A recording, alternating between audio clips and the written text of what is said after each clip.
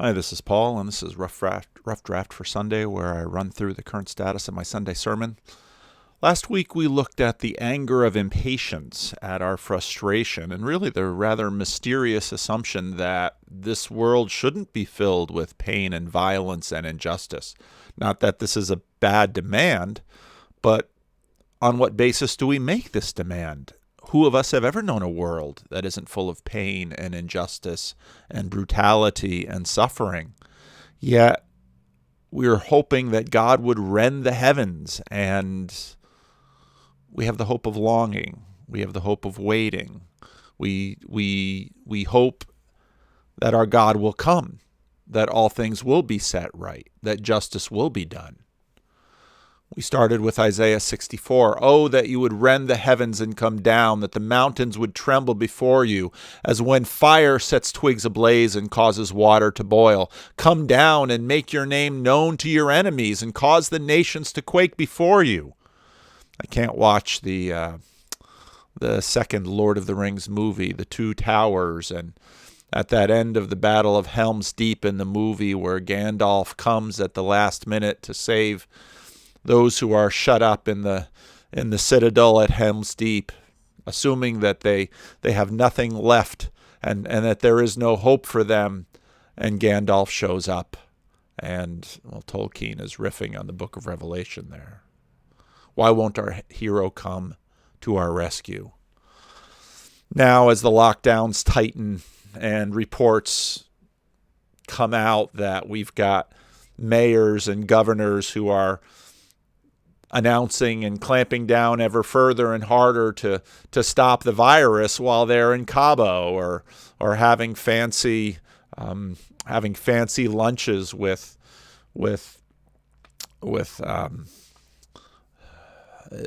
others in the government, and make the citizens lock down, close the restaurants, put the bite on the small business owners while you feel no pain. And that's not alone. That's not unusual. We know that. We know this. And we value those leaders that lead from the front. The book of Isaiah, I spent a fair amount of time this week thinking about the book of Isaiah. What an important and strange book it is. The book opens with these acclamations. Hear me, you heavens. Listen, earth. For the Lord has spoken. I reared children and brought them up. But they have rebelled against me. The ox knows its master, the donkey its owner's manger, but Israel does not know. My people do not understand. That's how the book starts. And remember, before Advent, we were looking at Exodus and talking about God bringing them out. And it seems they never learned. They never got it. They never believed. They never obeyed. When they did, it was always halfway, when the wolf was at the door, and then suddenly, maybe, they believed. This week there was an interesting conversation between a couple of YouTubers, Jonathan Pajot and Adam Friended, and I've spoken with both of them and have the kind of YouTube friendships that you can have over YouTube, but one is a Christian and one not, and trying to sort out what is religion. And Adam says, religion is an ethical system, and Jonathan Pajot says, no, it's not an ethical system. It's a frame. It's a whole way of seeing the world. You won't understand why they built tabernacles and the ark and the temple. Well, why did they build those things? Because God was leading them to inhabit a whole new world. The law of Moses with its clean and unclean, it was all to train Israel to inhabit a whole new way of thinking, a whole new approach to life, a whole new way of being human. And Israel was to uniquely address not just the religious operations that the surrounding nations had in order to somehow get goods out of a begrudging God, but to begin living within that God's kingdom. And so the temple and the practices, all of those serve to reinforce the way of God in the world. and it didn't take. In Isaiah 5, we have this lament, the whole summary of the story of Israel is put here. I will sing for the one I love a song about his vineyard. My loved one had a vineyard on a fertile hillside. He dug it up and cleared it of stones and planted it with choicest vines. He built a tower in it and cut out a winepress as well. Then he looked for a crop of good grapes, but it yielded only bad fruit. He afforded it the furnishings. He gave it everything he needed. He's the lover of the one who listens to the story. Now, dwellers in Jerusalem and people of Judah, judge between me and my vineyard. If you're so angry at the way things are, judge between me and my vineyard. What more could have been done to my vineyard than what I have done for it? When I looked for good grapes, why did it yield only bad? Now I will tell you what I'm going to do to my vineyard. I will take down its hedge, and it will be destroyed. I will break down its wall, and it will be trampled. I will make it a wasteland, neither pruned nor cultivated, and briars and thorns will grow there. You can hear Genesis 3 just echoing in here. I will command the clouds not to rain on it. The vineyard of the Lord Almighty is the nation of Israel, and the people of Judah are the vines he delighted in. He looked for justice, but saw bloodshed, for righteousness, but heard cries of distress. This week I had an opportunity to talk to someone I spoken with a couple of years ago. He lives in the Bay Area, and 4 years ago or so, he's a young man, contracted a form of cancer and has been basically fighting for his life for the last 3.5 years. He told me out of 31 doctors he's had, only one has really been humble. And with all the power and the expertise of the medical establishment, well, he watched the battle he's not impressed. He watched the Battle of Berkeley a few months ago and watched the press and watched the press coverage and watched the government, and he's not impressed. He lives upon institutions that he depends upon, but he understands how much do they really know him? Do they really have his best interest at heart? Is he seen as an individual?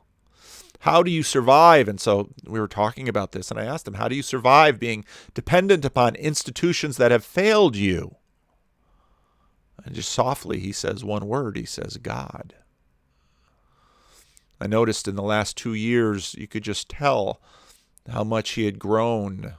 A couple of years ago, he was full of questions about God and wondering, and he had some near-death experiences, and he wasn't at all unsure about the reality of God and the reality of the truth of the life to come, but now the reading and how he's grown in the last couple years, he slowly learned to rely on God, but at such a cost. This in some ways is Israel's story. The hedge is removed. The winepress is destroyed. The nations come in, and all of the centuries of tabernacle and temple and law and priests and sacrifices and prophets, on and on and on. It's swept away in the Babylonian defeat. Chapter 39 has King Hezekiah showing these emissaries from a place that seems far off, Babylon, and showing him his treasures, not knowing that not too many years later they will swoop in and they will destroy. And the temple, which is sort of the epicenter of God's connection between heaven and earth, is destroyed, and the people imagine that here we are lost. Some go into exile in Babylon, but in some ways the whole earth goes into exile, because the presence of the Lord is gone, and his people are like sheep without a shepherd. We build it. It oppresses. It tyrannizes. It neglects. It falls. And to that a voice comes. Comfort, comfort my people, says your God. Now, this is a very familiar passage, and what I didn't really see very much, this is one of my favorite chapters in the entirety of the Bible. What I never saw so much was how that God is speaking with his emissaries and sending them to his people and saying, help is on the way. Comfort, comfort my people, says your God. Speak tenderly to Jerusalem. Who? God's emissaries, his messengers. Speak tenderly to Jerusalem and proclaim to her that her hard service has been completed, that her sin has been paid for, that she has received from the Lord's hand double for all her sins. A voice calling in, a voice of one calling. Who is this voice? Well, it's one of God's emissaries.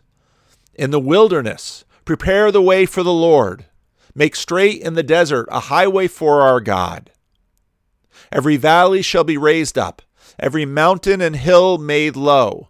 The rough ground shall become level, the rough places a plain, and the glory of the Lord will be revealed, and all people will see it together. For the mouth of the Lord has spoken. They receive the promise in Isaiah 40. After the exile, a remnant returns. They rebuild the temple, but it's not like before. And they remain in exile in their home country, subjects to greater pagan empires, to Persia, to Greece, to Rome. A voice says, cry out. And I say, what shall I cry?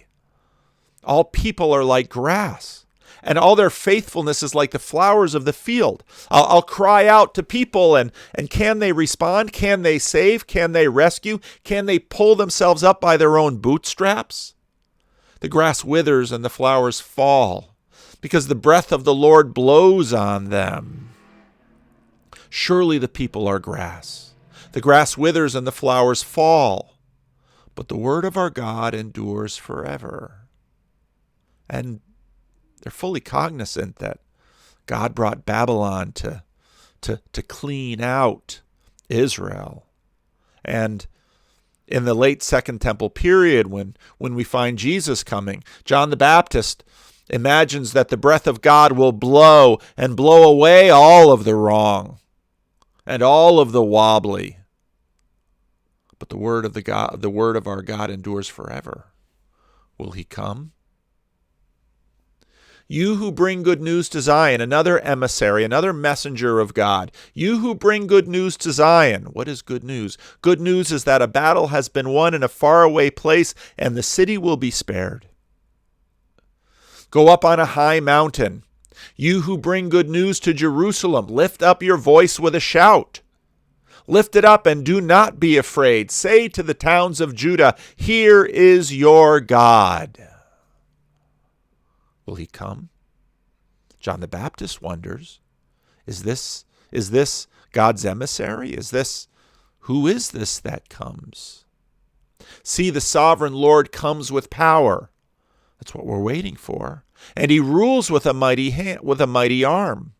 See, his reward is with him, and his recompense accompanies him. He will give out reward, and he will mete out judgment. This is Isaiah 40. He tends his flock like a shepherd. He gathers the lambs in his arms. He carries them close to his heart. This isn't a distant king. This is one who brings his people tight into him, close to him. And they feel him, and they hear his heartbeat. He gently leads those that have young.